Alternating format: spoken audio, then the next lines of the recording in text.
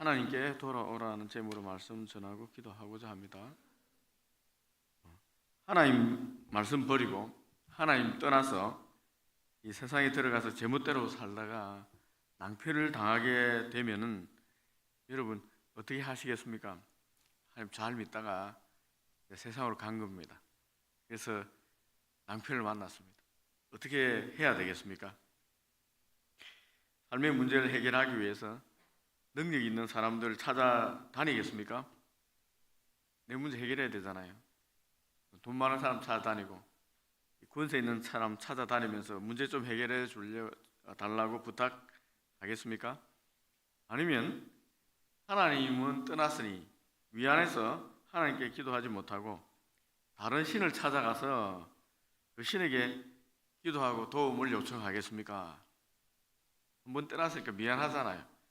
교회 떠났으니까 미안하니까 교회는 못 오고 다른 데 가서 기도해야 되겠으니 절도 가고 신비한 능력을 가있다는 무당도 찾아다니고 그렇게 하겠습니까 여러분? 이것도 저것도 아니면은 낭패 당한 채로 신세 타령하고 그냥 지내겠습니까? 아, 내 스스로 하나님 떠나 벌 받는구나 하면서 그냥 지내겠습니까? 그것도 아니면은 얼굴에 철판 깔고 하나님께 돌아가겠습니까? 여러분, 신앙인의 정답은 얼굴에 철판 깔고 하나님께 돌아가는 것입니다. 나의 생각, 나의 경험 다 내려놓고 하나님께 돌아가야 됩니다. 하나님에 대한 총 지식을 다 동원하여 내가 가지고 있는 성경 지식을 다 동원해서 하나님이 어떤 분인가 기억해내시면은 우리의 답은 분명해집니다. 여러분, 하나님께 돌아가면 살 길이 열립니다. 왜 그렇습니까 여러분? 하나님은 우리를 만드신 좋으신 아버지 되시기 때문에 그렇습니다. 호세아 선지자를 통해서 하나님은 우리의 불의를 드러내시고 심판하시겠다고 계속 이렇게 경고하고 있습니다. 이 경고하는 궁극적인 이유가 무엇입니까? 우리를 죽이려고 계속 심판하시겠다 하십니까? 그렇지 않습니다. 하나님께서 심판하시고 징계하시는 이유는 살리려 하시는 것입니다.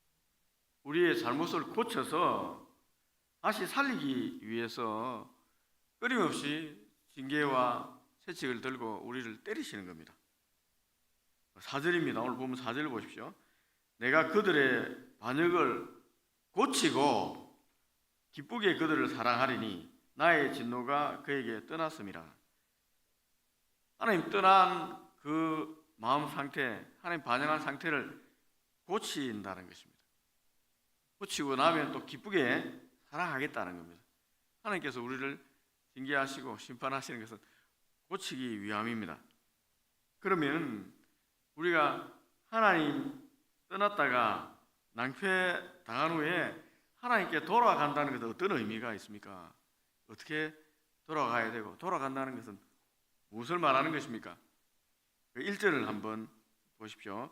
이스라엘아, 내 하나님 여호와께 돌아오라. 내가 불의함으로 말미암아 엎드러졌느니라. 하나님께 돌아간다는 게 교회로 다시 가야 된다 이런 의미겠습니까?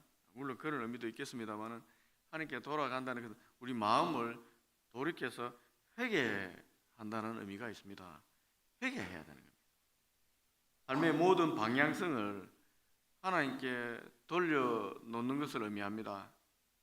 내가 추구했던 모든 것들을 이 하나님 중심으로 맞춘다는 것, 이게 이제 돌아가는 겁니다. 그러기 위해서 우리는 우리의 불의를 버려야 합니다. 불의의 이런 단어들은 하나님과 관계를 나타내는 단어입니다. 하나님과 관계가 좋으면 어려운 것이고 하나님 관계가 멀어진 것은 불의한 것입니다. 이 불의를 버린다는 것은 하나님 관계를 가까이 한다는 것입니다. 하나님과 가까이 하려면 어떻게 해야 됩니까? 하나님 거룩하시니 우리도 거룩해져야 되는 것입니다. 죄를 버려야 되는 것입니다. 우리는 하나님 떠나게 만든 모든 죄를 의미합니다. 한마디로 우리의 죄를 회개함으로 하나님께 돌아갈 수가 있습니다. 호세아는 하나님을 떠난 북이스라엘을 향하여 구체적으로 죄를 버리고 어떻게 회개해야 하는지 말해주고 있습니다. 2절 초반절입니다. 첫 번째, 돌아가려면 하나님 말씀을 가져야 됩니다. 하나님 말씀 앞에 서야 된다는 것입니다. 2절 초반절 보시면 너는 말씀을 가지고 여호와께 돌아왔어 라고 적혀 있습니다. 하나님 말씀을 가진다는 것은 이제 하나님 말씀을 받들어 지켜야 된다는 것을 말하는 것입니다. 세상의 방법이 아닌 하나님 말씀의 법에 순종해야 한다는 것입니다. 당연히 하나님 말씀 앞에 서서 내가 하나님 앞에 잘못한 것이 무엇인지 살펴야 한다는 말입니다. 여러분, 하나님께 돌아가고자 하는 사람은 반드시 하나님 말씀 앞에 자신을 다시 세워야 합니다. 하나님 말씀 앞에 서야 됩니다. 그때 우리는 내 삶이 무엇이 잘못됐는지 정확하게 알 수 있습니다. 우리도 세수하거나 하면 씻고 나면 거울을 보지 않습니까? 거울을 보면 깨끗하게 씻었는지 비누가 묻었는지 보인다 아닙니까? 그죠? 우리의 마음가짐, 우리의 영적인 상태가 어떤지 보려면 반드시 하나님 말씀의 거울에 비추어서 살펴봐야 됩니다. 살펴보면 반드시 드러나게 되어 있습니다. 내 마음에 찔리는 게 있으면 말씀이 조명해 줍니다. 우리는 또 양심이 있거든요. 하나님 말씀이 우리 양심을 때리게 됩니다. 그러면 내 잘못이 드러나게 되어 있습니다. 우리가 가지고 있는 성경을 우리가 진지하게 다시 읽어야 됩니다. 디모데후서 3장 16절입니다. 모든 성경은 하나님의 감동으로 된 것으로 교훈과 책망과 바르게 함과 의로 교육하기에 유익하다. 불의를 버리려면 반드시 하나님 말씀 앞에 서서 어려워져야 되는 것입니다. 두 번째, 하나님께 감사의 제사를 드려야 됩니다. 2절 중반절입니다. 아뢰기를 모든 불의를 제거하시고 선한 발을 받으소서. 우리가 수송아지를 대신하여 입술의 열매를 주께 드리리이다. 수송아지는 여러분 희생 제물을 드리는 형식적인 제사를 상징합니다. 이 송아지 드리는 이런 형식적인 제사 드리지 말고 온전한 마음으로 하나님께 감사의 제사를 드리라는 것입니다. 하나님이 원하시는 수송아지 같은 제물, 그런 제사 아닙니다, 여러분. 하나님께서 고기와 기름이 좋아서 수송아지로 제사를 드리라고 했겠습니까? 그렇지 않습니다. 하나님 또 피를 좋아해서 이 짐승 잡아서 제사 드리라고 했습니까? 그것도 아닙니다, 여러분. 하나님께 나와 희생 제물을 드릴 때 우리의 모든 죄가 이 짐승의 이 피에 이렇게 증가되는 것입니다. 우리 죄 때문에 애꿎은 짐승이 죽는구나, 그런 느끼고 이 죄를 회개하라는 의미에서 짐승을 잡아 하나님께 바치는 것입니다. 애꿎은 생명이 죽잖아요. 원래는 자기가 잡아야 되거든요. 자기가 짐승이 안수하고 자기가 잡아야 됩니다. 그러니 제 심각성을 깨닫고 회개하라는 의미에서 그렇게 한 것입니다. 하나님 원하는 것은 감사로 제사를 드리는 것입니다. 시편 50장 23절입니다. 감사로 제사를 드리는 자가 나를 영화롭게 하나니 그의 행위를 옳게 하는 자에게 내가 하나님의 구원을 보리로다. 감사로 제사를 드려야 되는 것입니다. 셋째, 강한 자나 자신의 힘을 의지하지 않아야 됩니다. 회개하려면 내가 의지하는 모든 인간적인 그런 것들 끊어내야 됩니다. 특히 자기 자신의 힘도 의지하지 말아야 됩니다. 3절 후반절입니다. 우리가 아수르의 구원을 의지하지 아니하며 말을 타지 아니하며, 아수르는 강한 나라나 강한 사람을 뜻합니다. 북이스라엘은 애굽이나 다른 주변 대적이 일어나게 되면 항상 더 강한 나라를 찾아 도움을 요청했습니다. 하나님 떠나니까 하나님께 도움을 요청하지 않고 더 강한 사람, 더 강한 나라 찾아다닌 것입니다. 호세아 선지자 당시 가장 강한 나라는 아수르였습니다. 아수르 찾아서 스스로 머리를 숙이는 그 순간 어떻게 됩니까? 여러분, 북이스라엘은 아수르의 종이 되는 것입니다. 이스라엘은 하나님을 왕으로 섬기는 국가인데 아수르라는 이방인의 종이 된다는 것은 사실 있을 수 없는 일입니다. 또 말을 타지 말라는 것은, 말을 탄다는 것은 스스로 전쟁을 치루어 이 문제를 해결하겠다는 것입니다. 애굽에 돈을 주고 군마를 사서 전쟁을 준비하고 군사를 키워서 자기의 어려운 난관을 돌파하겠다는 것입니다. 모든 행위는 자신의 힘과 자신의 노력으로 해결할 수 있다, 이런 생각이 근거하고 있습니다. 여러분, 이 하나님보다 더 의지한다는 것입니다. 그러니 우리가 자기를 의지한다는 사람도 조심해야 됩니다. 나도 그걸 조심해야 됩니다. 우리 전도하거나 하다 보면 내 주먹을 믿겠다, 니나 예수 믿어라, 이렇게 하는 친구들이 많이 있거든요. 자기를 의지하는 거예요. 내가 가진 지식과 돈과 인맥, 그 어떠한 힘으로도 여러분, 우리 힘으로 안 되는 문제가 많이 있습니다.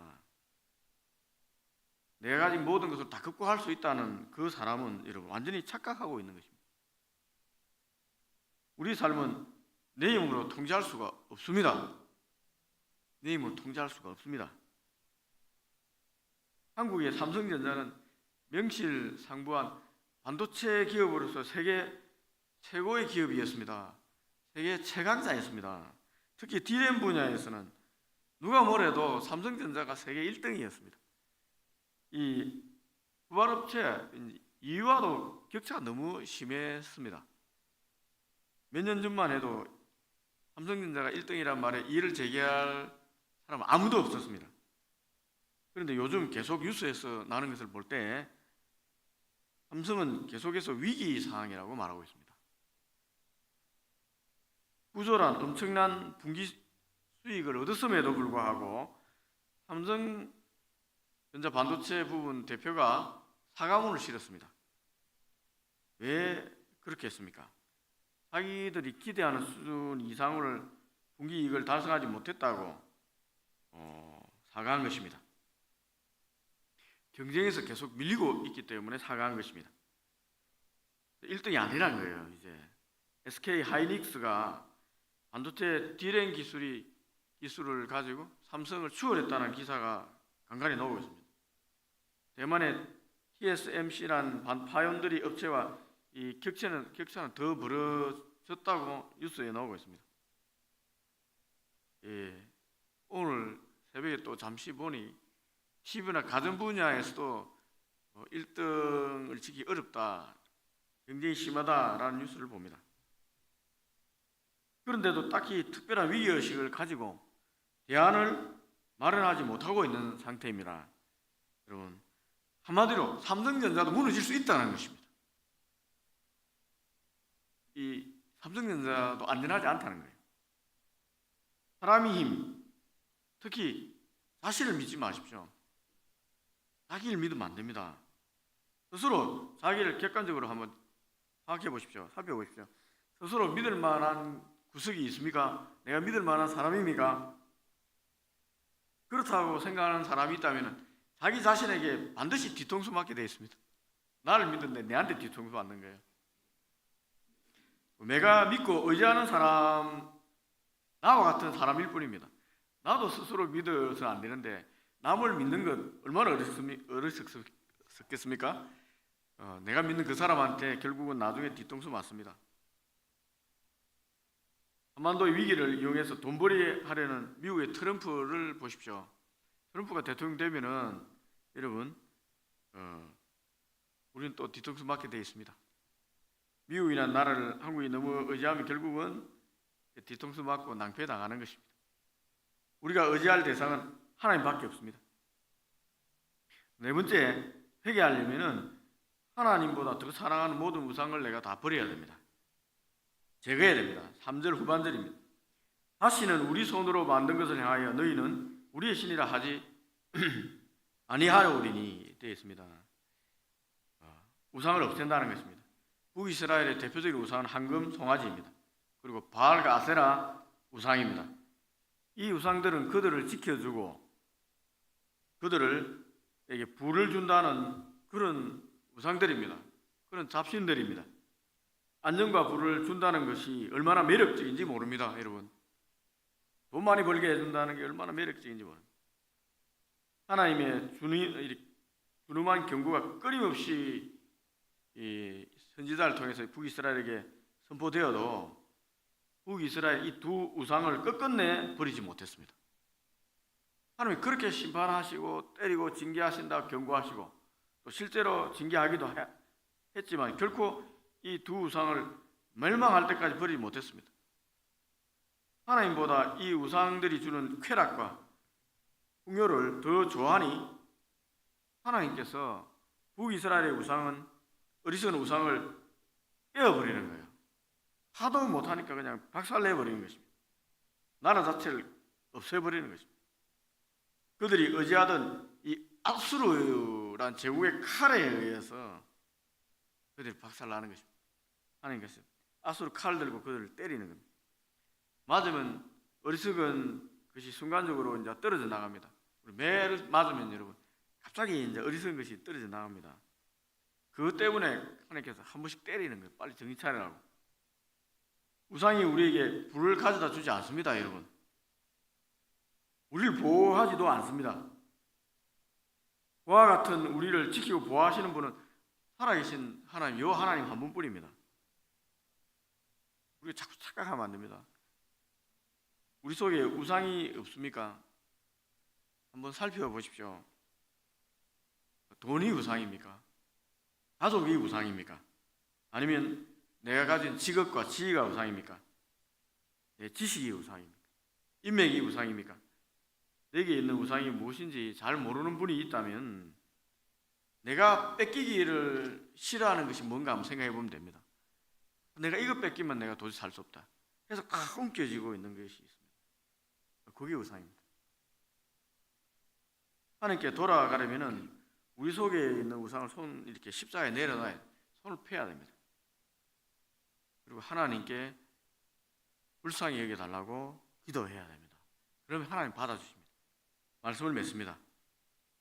우리가 불의와 죄악으로 인해서 하나님을 떠나 혹시 실패하고 어려움을 겪고 있을지라도 하나님은 우리의 잘못을 고쳐서 회복시키기를 원하는 좋으신 하나님이라는 사실을 기억해야 됩니다.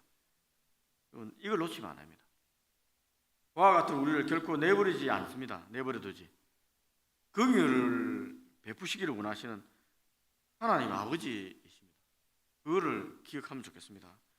그 좋으신 하나님 아버지께 돌아가려면 여러분, 첫째, 하나님 말씀을 다시 읽고 그 말씀에 순종하십시오.